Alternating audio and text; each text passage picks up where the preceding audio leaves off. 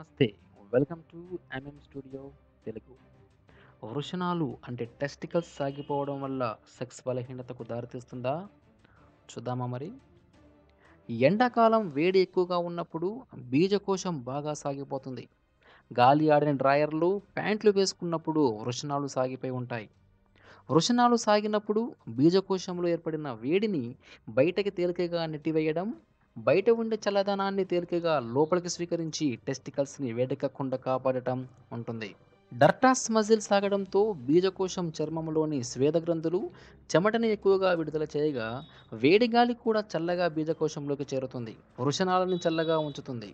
చాలామంది మగవాళ్ళకి బీజకోశం సాగి ఉండటంలోని రహస్యం అర్థం కాక, అదేదో నరాల బలహీనత అనుకొని వృషణాలు సాగిపోయాయని భయపడుతుంటారు. వృషణాలు బంతిలాగా బిర్రుగా ముడుచుకొని ఉండటం కంటే, సాగిపోయిన సంచిలాగా ఉండటమే ఆరోగ్యకరమైన లక్షణం. బీజకోశం మధ్యలో ఒక పల్చని పొర బీజకోశాన్ని 2 గదులుగా విభజిస్తుంది. కుడివైపు గదిలో ఒక వృషణం ఉండగా, ఎడమవైపు గదిలో మరొక వృషణం ఉంటుంది. వృషణాలు స్పెర్మాటిక్ కార్డ్ ఆధారంతో వ్రేలాడుతూ ఉంటాయి. స్పెర్మాటిక్ కార్డులో టెస్టికల్స్ నుంచి వీర్యాన్ని బయటకు తీసుకువెళ్ళే వాష్ డెఫరెన్స్ గొట్టం, టెస్టికల్స్‌కి రక్తాన్ని సరఫరా చేసే రక్తనాళాలు, నరాలు ఉంటాయి. అంతేకాకుండా టెస్టికల్స్ క్రిందికి, పైకి సాగడానికి అవసరమైన క్రిమాస్టరిక్ కండరం కూడా ఈ స్పెర్మాటిక్ కార్డులో ఉంటుంది.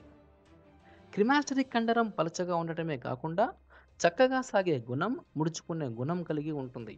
ఈ కండరం వల్లే టెస్టికల్స్ బీజకోశంలో క్రిందికి, పైకి పోవడం ఉంటుంది. ఓకే ఫ్రెండ్స్, చూశారు కదా ఫ్రెండ్స్, టెస్టికల్స్ సాగిపోవడానికి కారణమేంటో. ఓకే ఫ్రెండ్స్, ఈ వీడియో మీకు నచ్చినట్లయితే షేర్ చేయండి, లైక్ చేయండి, కామెంట్ చేయండి. మరిన్ని వీడియోస్ కోసం మా ఛానల్‌ని సబ్స్క్రైబ్ చేయండి. Thank you.